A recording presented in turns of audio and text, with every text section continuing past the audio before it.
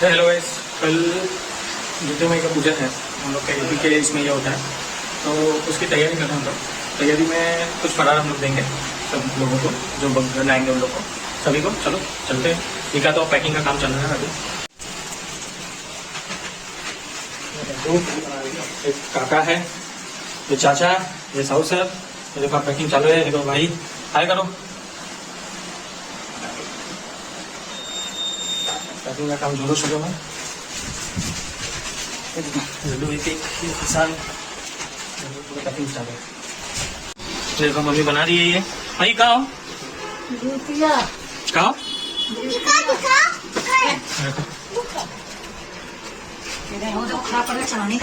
आप देख सकते हैं ये बड़ा सा टेंट, यहाँ कीचड़ है इसलिए यहाँ टेंट में हमने ये प्रोग्राम आयोजित किया है कि बारिश होने पे यहीं पे ये किया जाएगा। इतने बारिश में एकदम भीगते हुए पीछे गोल, पीछे पानी का व्यवस्था। आप सभी को जितिया व्रत की हार्दिक शुभकामनाएं। जितिया व्रत को जीवित पुत्रिका व्रत के नाम से भी जाना जाता है। ये व्रत अपनी संतान की रक्षा करने के लिए और खासकर अपने पुत्रों की रक्षा करने के लिए माताएं जीवित पुत्रिका व्रत को निर्जला और निराहार रहकर रखती हैं। और इस व्रत में जीमूत वाहन के साथ साथ चील और सियारिन की पूजा करके व्रत की कथा भी पढ़ी और सुनी जाती है। आइए सुनिए जितिया व्रत की कुछ पौराणिक कथाएं। जितिया व्रत की पहली पौराणिक कथा के अनुसार गंधर्वों के राजकुमार का नाम जीमूत वाहन था। वे बड़े उदार और परोपकारी थे। जीमूत वाहन के पिता ने वृद्धावस्था में वानप्रस्थ आश्रम में जाते समय इन्हें सारा राज सिंहासन सौंप दिया, किंतु इनका मन राजपाट में नहीं लगता था। तब वे भी राज्य का भार अपने भाइयों पर छोड़कर स्वयं वन में पिता की सेवा करने के लिए चले गए। वहीं पर उनका मलयवती नाम की राजकन्या से विवाह हो गया। एक दिन जब वन में भ्रमण करते हुए जीमूत वाहन काफी आगे चले गए, तब उन्हें रास्ते में एक वृद्धा रोते हुए मिली। उनके पूछने पर वृद्धा ने रोते हुए बताया कि मैं नागवंशी स्त्री हूँ और मेरा एक ही पुत्र है। पक्षीराज गरुड़ के सामने नागों ने उन्हें प्रतिदिन भोजन के लिए एक नाग सौंपने की प्रतिज्ञा की हुई है और आज प्रतिज्ञा के अनुसार मेरे पुत्र की बलि का दिन है। जीमूत वाहन ने वृद्धा को आश्वस्त करते कहा कि डरो मत माताजी, मैं आपके पुत्र के प्राणों की रक्षा अवश्य करूंगा। आज आपके पुत्र के बदले मैं स्वयं अपने आप को उसके लाल कपड़े में ढककर वध्य शिला पर लेट जाऊंगा। ऐसा कहकर जीमूत वाहन ने उनके पुत्र के हाथ से लाल कपड़ा ले लिया और वे उसे लपेटकर खुद को बलि देने के लिए चुनी हुई वध्य शिला पर लेट गए। नियत समय पर पक्षीराज गरुड़ बड़े वेग से आए और वे लाल कपड़े में ढके हुए जीमूत वाहन को अपने पंजों में दबोचकर पहाड़ के शिखर पर जाकर बैठ गए। अपने चंगुल में गिरफ्तार प्राणी की आंख में आंसू और मुंह से आह ना निकलता हुआ देखकर गरुड़ बड़े आश्चर्य में पड़ गए। उन्होंने जीमूत वाहन से उसका परिचय पूछा तो जीमूत वाहन ने सारा किस्सा कह सुनाया। गरुड़ जी उनकी बहादुरी और दूसरों की प्राण रक्षा करने में स्वयं का बलिदान देने की हिम्मत से बहुत प्रभावित हुए। प्रसन्न होकर गरुड़ जी ने उन्हें जीवन दान दे दिया और नागों की बलि न लेने का वरदान भी दे दिया। इस प्रकार जीमूत वाहन के अदम्य साहस से नाग जाति की रक्षा हुई। तब से अपने पुत्र की सुरक्षा हेतु जीमूत वाहन की पूजा की परंपरा भी शुरू हो गई। अब सुनिए जितिया व्रत की दूसरी पौराणिक कथा। पौराणिक कथा के अनुसार दो बहनें थी, एक का नाम था सुखिया और दूसरी का नाम था दुखिया। दोनों का भाग्य भी उनके जैसा ही था, जैसा उनका नाम वैसा उनका भाग्य। दुखिया बहुत ही गरीब थी और अपने नाम के अनुरूप ही बहुत दुखी भी रहती थी। उधर सुखिया अपने नाम के अनुसार अमीर भी थी और हमेशा सुखी रहती थी। दोनों एक ही गांव में रहा करती। दुखिया सुखिया के घर में काम करती, साफ सफाई करती थी, खाना बनाती और जो खाना बच जाता वह खाना सुखिया दुखिया को दे देती थी। इसी तरह दुखिया का घर चल रहा था। धीरे धीरे समय बीता। दोनों को दो बच्चे थे। सुखिया को दो पुत्र थे और दुखिया को भी दो पुत्र थे। जब जितिया व्रत का समय आया तो दोनों बहन जितिया का व्रत रखने लगी। दुखिया सुखिया के घर में काम करती थी। व्रत के दिन दुखिया ने सुखिया के घर जो चावल फटका, उससे जो खुर्दी निकली वह अपने लिए रख ली और साफ चावल सुखिया को दे दिए। फिर साग को चुना, पत्तियों को डंठल से अलग किया। बढ़िया वाला साग सुखिया के लिए रख दिया और जो डंठल था वो अपने लिए रख दिया। अब दुखिया ने सुखिया के घर का सारा खाना बना दिया और अपने घर चावल की खुर्दी और साग का डंठल लेकर चली गई। खुर्दी का चावल और साग की डंठल बनाकर वह खाना बनाकर अपने बच्चों को खिलाने लगी और खुद भी खाने लगी। उसके बाद दुखिया सोने चली गई। आधी रात को एक बूढ़ी औरत ने उसके घर का दरवाजा खटखटाया तो दुखिया ने घर के अंदर से पूछा, कौन है? तो बुढ़िया बोली, बेटा हम हैं। दुखिया ने उठकर फाटक खोला और पूछा, अम्मा आपको क्या चाहिए? इतनी रात में आप यहाँ किस लिए आई हो?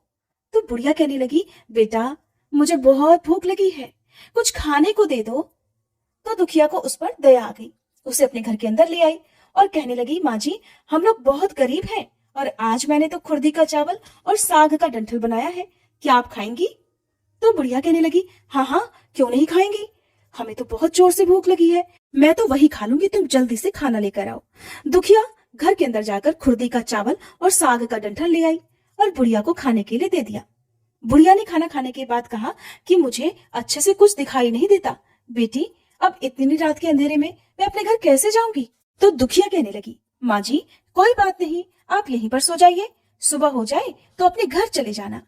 अब तो बूढ़ी दुखिया के घर में ही सो गई। थोड़ी देर के बाद बुढ़िया उठी, फिर कहने लगी, बेटा मुझे शौच जाना है, कहाँ जाऊं? तो दुखिया कहने लगी, माँ जी घर के भीतर ही एक कोने में चले जाओ, आप उधर कोने में शौच कर लो। तो बुढ़िया ने पूछा, बेटा भड़बड़ करे या छरछर करे? दुखिया नींद में थी, कहने लगी, माँ जी भड़बड़ कर दो, मैं सुबह साफ कर दूंगी। शौच करने के बाद बुढ़िया ने फिर पूछा, बेटा मैं अपने हाथ कहाँ साफ करूं? तो दुखिया कहने लगी, माँ जी आप मेरे सिर में अपने हाथों को साफ कर लीजिए। उधर जब सुबह हुई तो दुखिया को यह सब कुछ एक सपना जैसा लगा। उसे लगा शायद सोते समय मैंने कोई सपना देखा होगा। उसने ज्यादा कुछ नहीं सोचा और सुबह होते ही नदी में नहाने के लिए चली गई। जब वह नदी में नहाने लगी और उसे अपने बाल धोए तो उसके बालों से होता हुआ जो पानी बहा वो पानी सोने का बन गया। आसपास की सभी महिलाएं जो स्नान कर रही थी ये देखकर हैरान हो गई और कहने लगी, अरे तुम्हारे बालों से तो सोने का पानी गिर रहा है। फिर तो दुखिया को रात की सारी बात याद आ गई। वह दौड़कर अपने घर की ओर भागी, ये सोचकर कि उसका घर तो शौच से गंदा हो गया होगा जो कि रात में बूढ़ी अम्मा ने किया था। पहले तो मुझे उसे साफ करना होगा, फिर मुझे स्नान करना चाहिए। वह भागकर जब अपने घर में गई तो उसने क्या देखा कि घर के हर कोने में ढेर सारा सोना बिखरा हुआ है। ये सब देखकर दुखिया बहुत हैरान और खुश हो गई और सोचने लगी कि जीतमान बाबा अर्थात जिमुत वाहन की कृपा है, ये सब जो माता का रूप धारण करके मेरे घर आए और मुझे इतना भर भर कर आशीर्वाद देकर गए। इस प्रकार दुखिया अमीर हो गई और अब उसने अपनी बहन सुखिया के घर जाकर काम करना भी बंद कर दिया। उधर दुखिया जब अपना व्रत पूरा करती है तो अपने पुत्र से कहने लगी कि जाओ मौसी के घर से तराजू लेकर आओ, ये नापने के लिए कि ये कितना सोना होगा। बच्चा बहुत खुशी से सुखिया मौसी के घर गया और तराजू मांगने लगा। तो सुखिया ने पूछा कि तराजू में तुम्हें क्या तौलना है? तो बच्चा कहने लगा, मौसी मेरे घर में बहुत सारा सोना है, उसी को तौलने के लिए माँ ने तराजू मंगवाया है। जब सुखिया ने यह सुना तो बच्चे से कहने लगी, खाने के लिए तो तुम्हारे पास कुछ है नहीं और सोना तौलोगे, क्यों मुझसे झूठ बोलते हो? तो बच्चा कहने लगा, नहीं मैं झूठ नहीं बोल रहा। सुखिया ने सोचा कि जब तराजू मांगा है तब कुछ ना कुछ तो तोलना ही होगा, इसलिए उसने तराजू के पीछे गोंद लगा दिया और सोचा कि जो भी वह नापेगी थोड़ा सा इसमें भी चिपक जाएगा। दुखिया जब तराजू पर सोना तोलने लगी तो सोने के कुछ टुकड़े उस गोंद में चिपक गए। जब बच्चा तराजू लौटाने के लिए वापस आया तो सुखिया ने तराजू को उलट पुलट कर देखा तो उसे तराजू में सोना लगा हुआ मिल गया। सुखिया ने सोचा उसके घर में जरूर कहीं से सोना आया होगा, इसीलिए तो वो कई दिन से काम पर भी नहीं आ रही। चलो चलकर देखा जाए कि आखिरकार दुखिया के पास इतना सोना कहाँ से आया। ये सोचकर सुखिया दुखिया के पास जाकर पूछने लगी कि बहन तुम्हारे पास इतना सोना कहाँ से आया कि तुमने तराजू मंगाया? तो दुखिया ने उस रात की सारी कहानी अपनी बहन को बता दी। दुखिया का मन एकदम सच्चा था, इसलिए उसने सब कुछ सच सच बता दिया। सुनकर सुखिया के मन में लालच आ गया कि दुखिया के पास तो अब हमसे भी ज्यादा धन आ गया। अब अगले साल जितिया में मैं भी खुर्दी का चावल और साग की डंठल बनाऊंगी। ये सोचकर अगले साल जितिया का व्रत दोनों बहनों ने रखा। सुखिया के पास तो हर तरह का सुख था और धन भी था, फिर भी वह जितिया के दिन चावल फटक कर साफ चावल फेंक रही थी और खुर्दी अपने पास रख रही थी। साग को तोड़कर पत्तियां उसने फेंक दी, डंठल अपने पास रख ली और उसने वही खाना बनाया। खा पीकर पूजा पाठ करके वह सोने चली गई। फिर आधी रात में उसके घर में भी बुढ़िया आई। दरवाजा खटखटाया। सुखिया आंखें बंद कर उसी का इंतजार कर रही थी। उसने तुरंत दरवाजा खोला और बुढ़िया को अपने घर के अंदर बुला लिया। थोड़ी देर बाद बुढ़िया कहने लगी, बेटी मुझे बहुत भूख लगी है, कुछ खाने को दे दो। तो सुखिया कहने लगी, माँ जी मैंने तो खुर्दी का चावल और डंठल का साग बनाया है। बुढ़िया कहने लगी, कोई बात नहीं, मैं खा लूंगी। सुखिया ने खाना परोसकर बुढ़िया को दे दिया और खुद सोने के लिए चली गई। तो बुढ़िया कहने लगी, बेटी अंधेरा बहुत है, मुझे दिखाई भी ठीक से नहीं देता और मैं घर नहीं जा सकती। तो सुखिया कहने लगी, कोई बात नहीं माँ जी, आप यहीं पर सो जाओ। थोड़ी देर के बाद बुढ़िया ने कहा, बेटी मुझे शौच जाना है, कहाँ जाऊं? तो सुखिया कहने लगी, माँ जी वही कोने में चली जाओ। थोड़ी देर के बाद बुढ़िया ने पूछा, भड़भड़ करूं या छरछर? उस समय सुखिया को याद नहीं आया कि दुखिया ने क्या बोला था, तो सुखिया ने माँ से बोला, माँ जी छरछर कर दीजिए। फिर बुढ़िया ने पूछा, बेटा अब बताओ मैं अपने हाथ कहाँ साफ करूं? सुखिया बोली, माँ जी मेरे सर में हाथ साफ कर लीजिए। बुढ़िया अपना हाथ सुखिया के सर में साफ कर लेती है। जब सुखिया सुबह उठी तो उसने देखा कि उसका पूरा घर तो गंदगी से भरा हुआ है और उसके बाल में भी बहुत गंदगी लगी हुई है। ये सब देखकर सुखिया बहुत दुखी हो गई। उसे बहुत गुस्सा भी आया। गुस्सा होकर उसने अपनी बहन को बुलाया और उस पर भी गुस्सा करने लगी कि तुमने मुझसे झूठ क्यों कहा, तुमने मेरा पूरा घर गंदा करवा दिया। तो दुखिया पूछने लगी कि बहन तुमने क्या कहा था, छरछर या भरभर? तो सुखिया कहने लगी, मैं तो छरछर बोली। तो दुखिया कहने लगी कि बहन तुमने यही तो गलती कर दी, तुम्हारे पास तो सब कुछ था, किसी चीज की कोई कमी नहीं थी, फिर भी तुमने लालच किया। मेरे पास तो उस दिन कुछ भी नहीं था, इसलिए मजबूरी में मुझे उन्हें डंठल का साग और खुर्दी के चावल परोस कर देने पड़े। तुमने भेष बदलकर अपने घर आए हुए भगवान का अपमान किया, सब कुछ रहते हुए भी तुमने उन्हें साग और भात खिलाया, इसलिए तुम्हें लालच नहीं करना चाहिए था और तुम्हारे साथ जो कुछ भी हुआ वो तुम्हारे लालच का फल ही तुम्हें मिला है। बहन दुखिया की बात सुनकर अब सुखिया को अपनी गलती का भारी पश्चाताप हो रहा था, लेकिन अब वह कर भी कह सकती थी। दुखिया को सुखिया की हालत पर तरस आ गया। तब उसने अपने घर में से थोड़ा सा सोना लाकर अपनी बहन को दे दिया ताकि उसका आने वाला समय अच्छे से बीत जाए। ये थी जितिया व्रत के दिन सुनी जाने वाली पौराणिक कथा। अगर ये कथा आपको पसंद आई हो तो प्लीज वीडियो को लाइक करके चैनल को सब्सक्राइब करना मत भूलिएगा।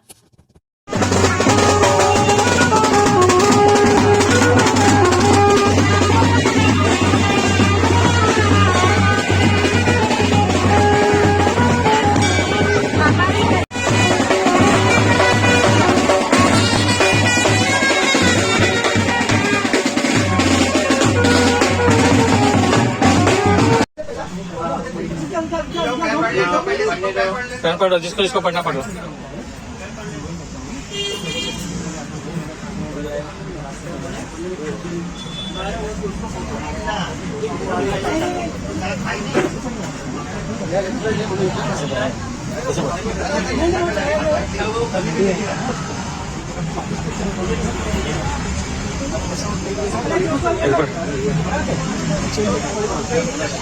चलो भाई, चल चल चल चल चल चलो चल चलो चलो दोनों बात के लो, दोनों बात के लो।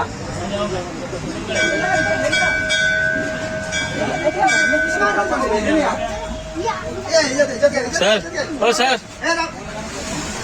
पैर पड़ो, ए बेटा एक मिनट।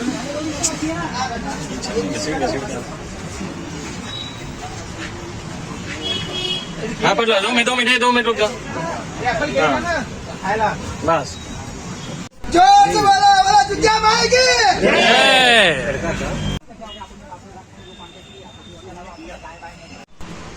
सभी सदस्यों का मनपूर्वक आभार। पूजा में सब संगठित थे और सब काम होने के बाद हम लोग यहाँ नाश्ता कर रहे हैं।